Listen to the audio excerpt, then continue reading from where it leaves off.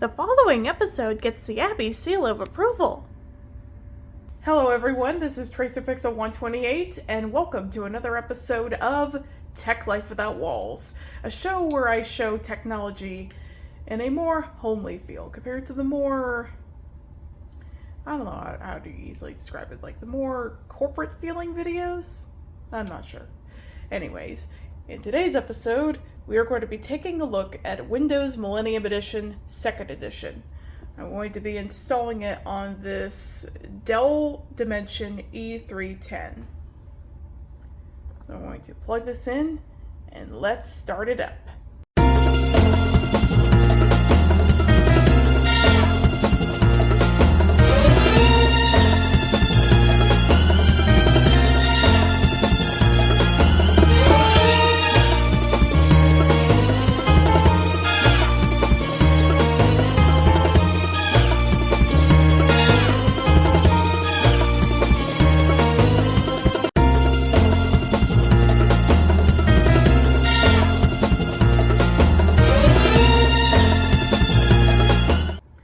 I just plugged the thumb drive into the computer and I'm going to turn it on.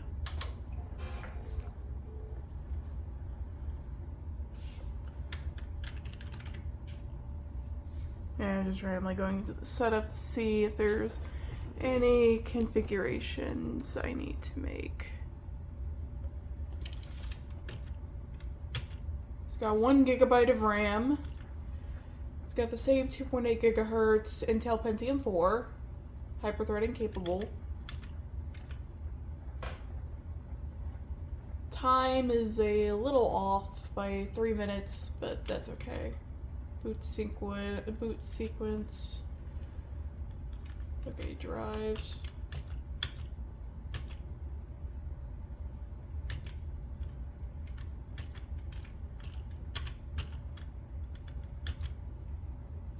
I'm gonna have to change that because I disabled it because I had the DVD drive disconnected. Let's see. Primary video. Hyper-threading is on. Oh, I think everything is accounted for. Now let's go into the boot menu.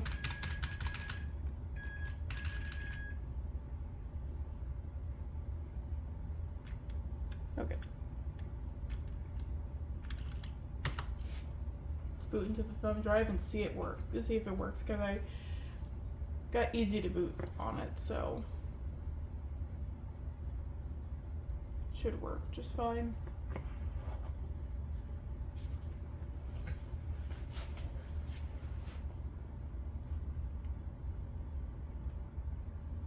I've seen other YouTubers use this before, so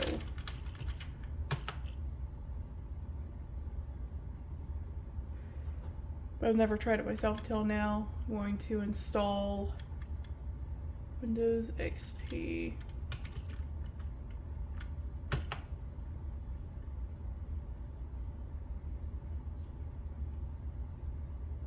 The text is such because you'll see in a moment.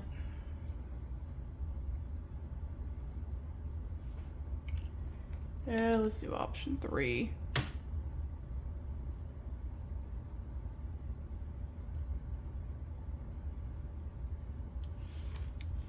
I'll load in the memory. This has at least 1 GB. Should be fine. It'll take about half the RAM, but it's more than enough.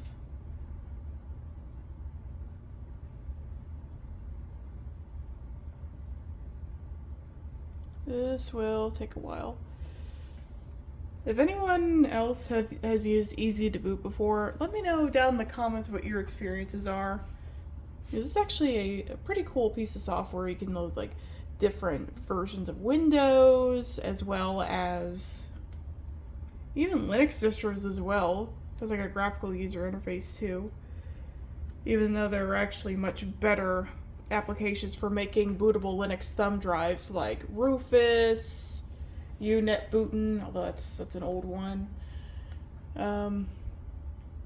Universal USB installer by Pendrive Linux. That's another oldie but a goodie.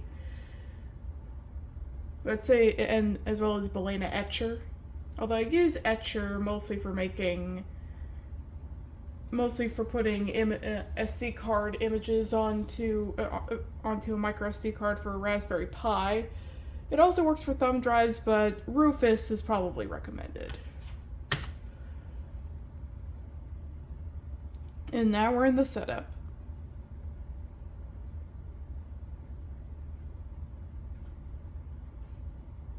It's loading the files really quickly. This is a newer thumb drive running on a much older system. This is a USB 3.0 thumb drive, but this computer predates USB 3.0 support by several years. Yeah, now it says Windows Millennium Edition, even though this isn't the original Windows Millennium Edition. I'm just gonna set it up. And I agree, I read everything. Okay. Alright. That's the... Yeah, I pulled the SSD from the rust bucket and put it in here because I don't have another small SSD. I had another one, but that died. Bit the dust. After only having it for like a few weeks or so. I'm probably going to have to buy another one. Yeah, I'll just format it using NTFS. Make sure I pick the right one so I don't accidentally format the thumb drive instead, even though it's like 32 gigabytes. And it's formatting right now.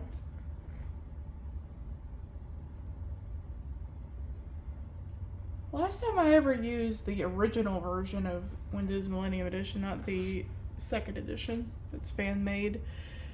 It was on my late grandmother's computer back in early 2006 or so. I was 5 and a half at the time. It was like an old... It was a custom-built beige tower. Had a CRT and everything. It ran Windows ME and I personally think it wasn't that bad. That was my only experience with it because the only other computer that was in that house was our gateway we had since 2003 or 2004, and it ran Windows XP Professional and had a Pentium 4 in it. It was a 700 series. It's very similar to the one that Nostalgia Mall got recently. I'd love to find an example, even though I already have a perfectly working Windows XP machine. I would like to own that gateway one day, my childhood gateway, in the future. Maybe one day. I have enough computers as is. I still need to do some work on, like, a couple of the systems I showed in previous videos. I haven't done much with them. I'm waiting on getting a GoTech floppy emulator one of my friends recommended to me that I should get, and I'll take a look at it since I don't have to get floppies. And it's copying the files, and we'll be back when it's done. And now let's reboot.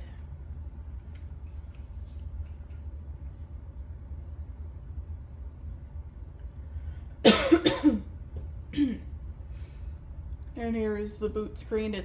It reminds me of the boot screen for some of the old Whistler builds. And here it is. Here's the installation screen for Windows Millennium Edition 2nd Edition. This uses some of the graphics from the original version of Windows ME. It's installing right now. Windows just got better. Yeah. I know a lot of people bashed Windows ME, but I personally didn't think it was that bad of an OS.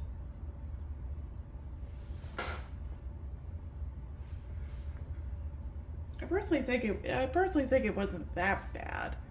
Same with the Vista, of course. Yeah, considering that I have a copy of it right here. Maybe some other day, maybe in a future episode, I'll be featuring this, but yeah, I personally didn't think it was that bad. Same with Windows 8, because I personally found out that these versions of Windows are not really that bad. A lot of people, I'm glad that they're being looked at under a new light, though it may be debatable.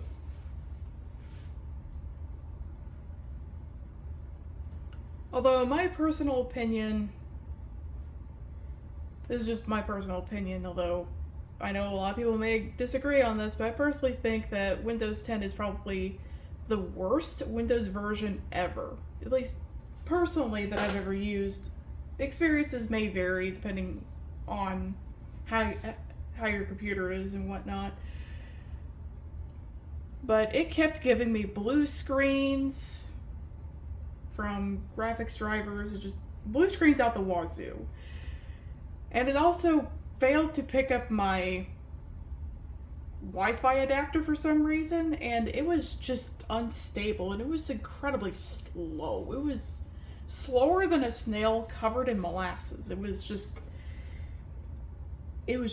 bad. But once I upgraded to Windows 11, it was better, but this is just my personal opinion, and experiences may vary.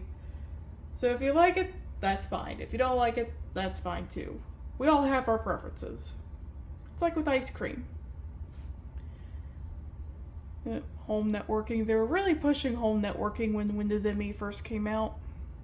I know some people say it's pronounced Windows Me, but I always said it as ME because it's an acronym standing for Millennium Edition, but now we're going into the language options. This is US. I'm going to type in my name. Captain Nusame. I didn't even put in an organization. And I'll type in the key. I found one, and it's activated, so I'm going to call this MESE 310. Portmanteau of Millennium Edition 2nd Edition, and the fact that this is a Dell Dimension E310. And off we go. It's not Pacific time, it's Eastern.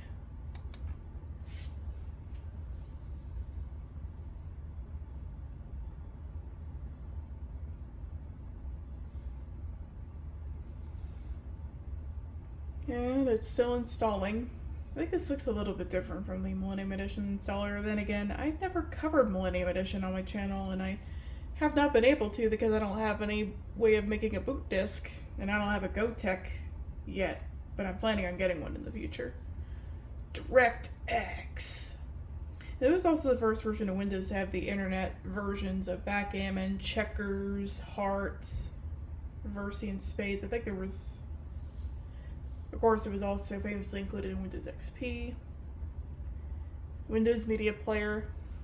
I still use Windows Media Player to this day for listening to music, believe it or not, but I use like the newer version of Media Player. You know, to this day, I know some people who still use Winamp. No llamas were harmed in the making of this video. Oh yeah, Windows Movie Maker. This was like the very first version to have it. Most people in my generation grew up with the version on Windows XP.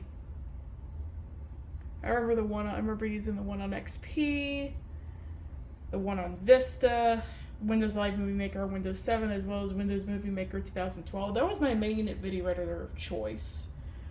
From 2012 all the way up until 2017 when I finally retired it in favor of Adobe Premiere Pro CC. Which actually works pretty well. Yep, System Restore. This was also another version to introduce it. It had a really good sense of security, even though its reputation was marred by its problems and the fact that it didn't have proper DOS mode and Microsoft VM. Is this like NTVDM or I think that might have been NTVDM.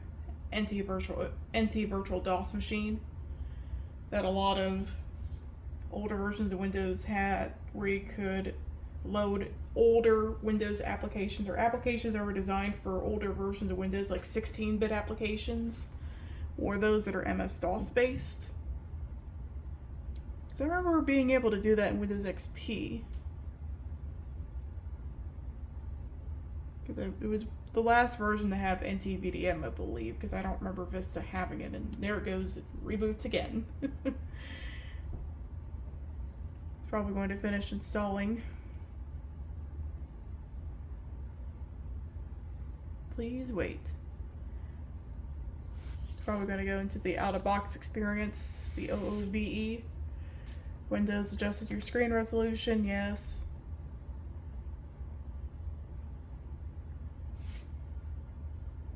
Yes, it's specifically designed for... Yeah. You can tell it kind of looks XP based. XP-esque. There's Merlin there, which was featured in a lot of OEM versions. And not right now. I don't let this thing connect to the internet yet. Thank you. When you're ready, click finish. Yeah, just log in with the administrator account.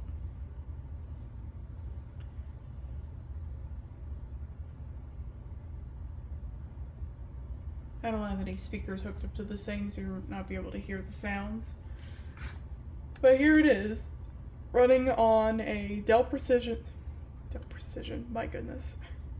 Dell Precision. I had a Dell Precision 690 about 10 years ago, and it just, yeah, this is the,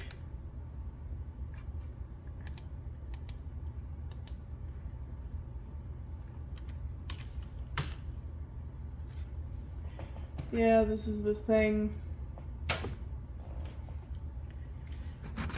The intro movie that plays, and it, it's a way to like control delete. Task manager.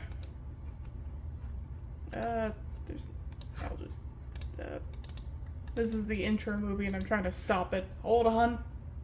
After a quick reboot, it froze. I think it was because I was trying to look to the start menu and see what's going on. It also has some elements from Windows 2000. It's based on Windows XP, as you could tell. With some elements from Windows 2000. Yeah, it shows a Pentium 4.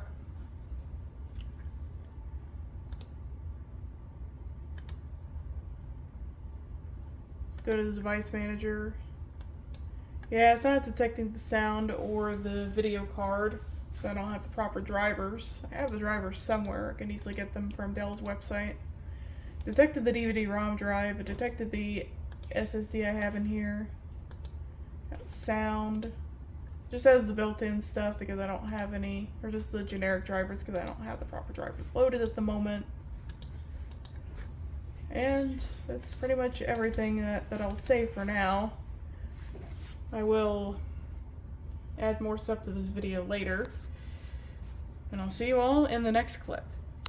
Some stuff has changed since the last clip, and I put a couple of games on the system. Here is a classic I'm sure you all might be familiar with, the original Chicken Invaders, developed by Interaction Software.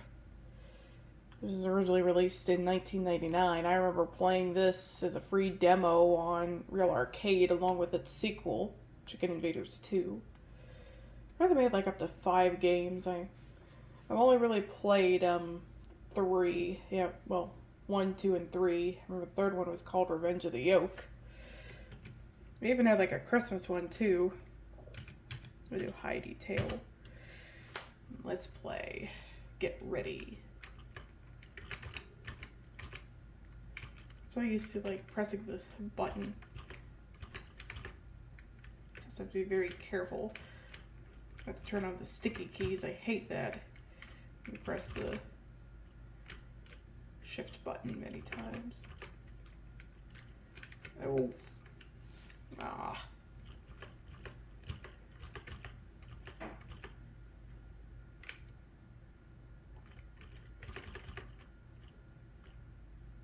To watch out for the eggs.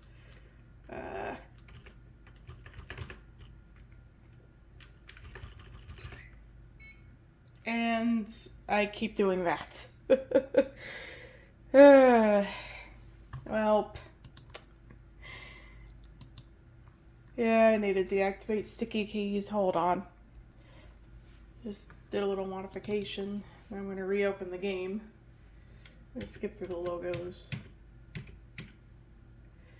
Why is it with the shift key? I wish it was like a different key. I wish I could remap it, but I don't think there is a way to remap it.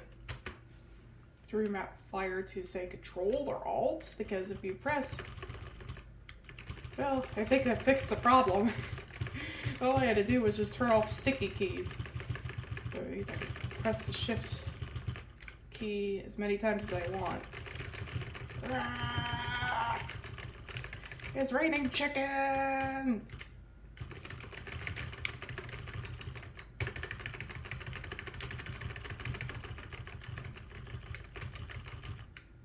Get ready for wave 2.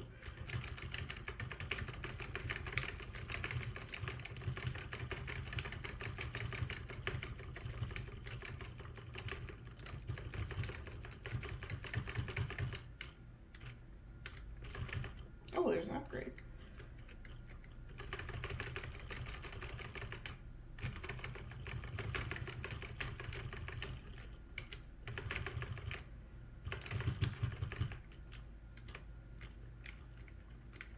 Asteroids incoming! Oh no! Better watch out. Well, this isn't Asteroids by Atari, so just have to dodge them. Left and right. Yeah, you can't shoot at them. Move the ship back and forth to dodge the asteroids.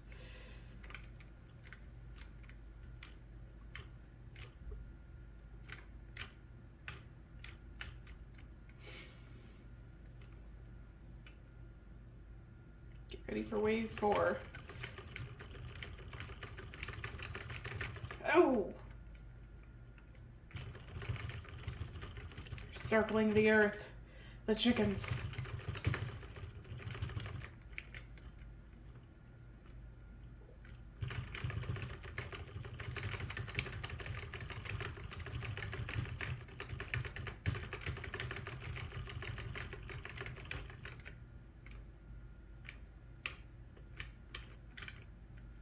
Whoa! Gotta be careful, the asteroids are coming. Ah! I'm having so much fun with this. Be quick or be dead. Yeah, turning off the sticky keys actually does make this better.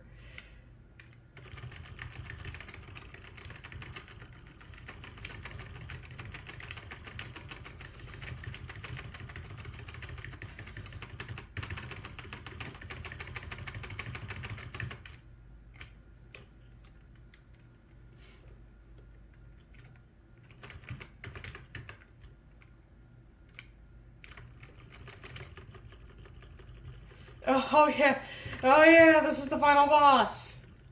Let's do this. And just took it down, yeah. Prepare to warp.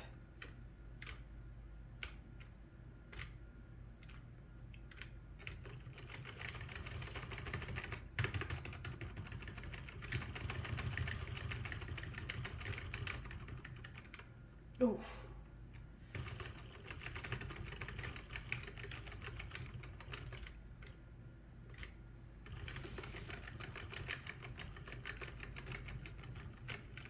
This got me thinking, should I cover Toho? Should I play Toho on this channel? I should.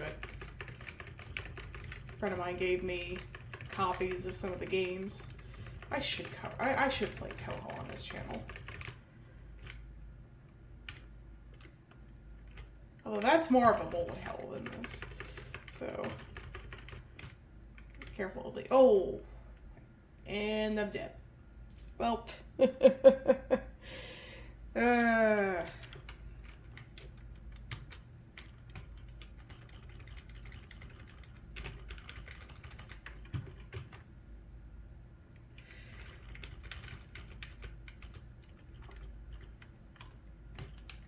Delete. Yeah, I can't.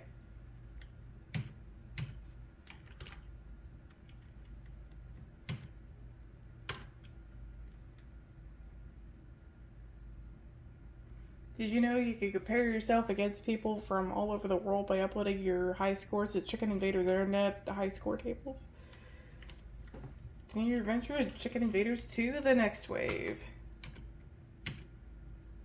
Yeah, probably might put that on the system next. And the other game is a game that I've already played on the channel before, but I'll play it again because it's a rule on this channel. Sid Meier's Alpha Centauri.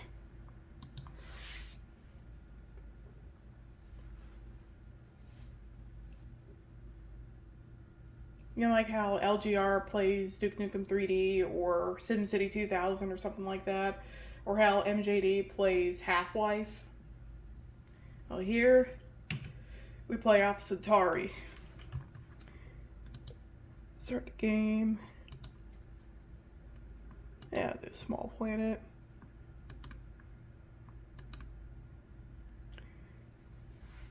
I was played as a scientist.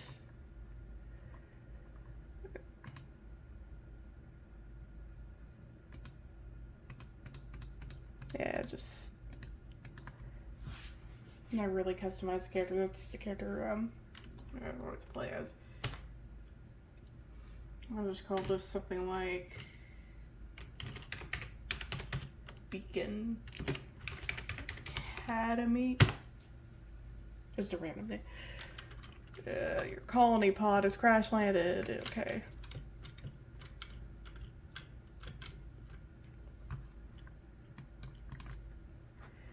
I'll build and explore.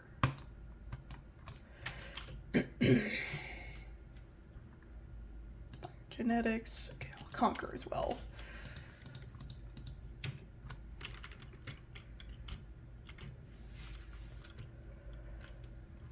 Applied physics. Yeah, I already did that.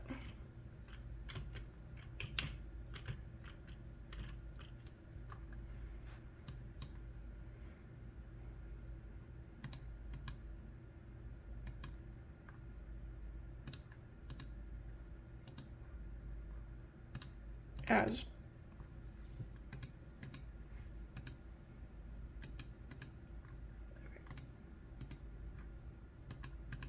yes.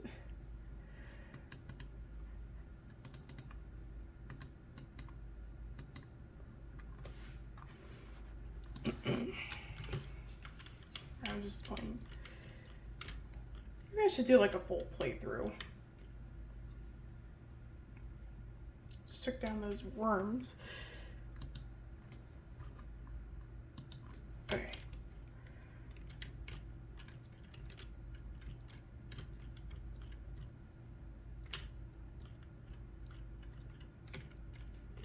It actually runs pretty well because this did come out back in the late 90s, early 2000s. And my pod got destroyed. Well, no, don't want to go. Okay, turn complete. Yes, end the turn. Oh no, mine worms attacked Beacon Academy. Oh no. Oh, I better save them. You have recovered a resupply pod from the Unity. Well, I better save Beacon from it getting destroyed. Social psych.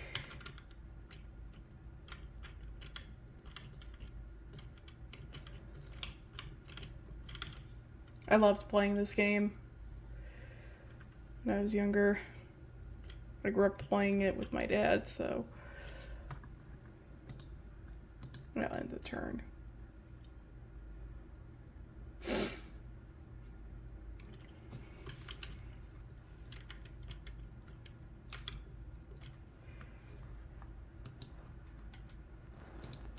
Yes. I'll apply that. Yes.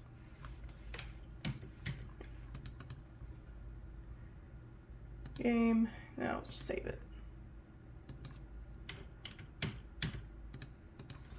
Played a little bit for now. It'll take forever. And anyways, I hope you enjoyed this video, and more episodes of Tech Life Without Walls will be coming soon, so stay tuned, and I apologize if it took a while for this to come out. I've been very busy in real life, and now I've gotten around to making more videos again, so I'll see you all in the next episode. Cheers, loves! Magnetics. The magic of magnetics is the power of magnetics. You better get your build on, cause the thriller is on. Go on and click it, gotta stick it, gotta trick it all out. Magnetics. The magic of magnetics is the power of magnetics. Go and stack if you can hang it, take it, hang it, spin it, clang it. First you break it, then you break it, you can build it again. The magic of magnetics is the power of magnetics. Got invisible ability to magnabase, and then for so away the throw goes in your magnet case. Magnetics. Magna Case comes with Magna Base and everything you see here.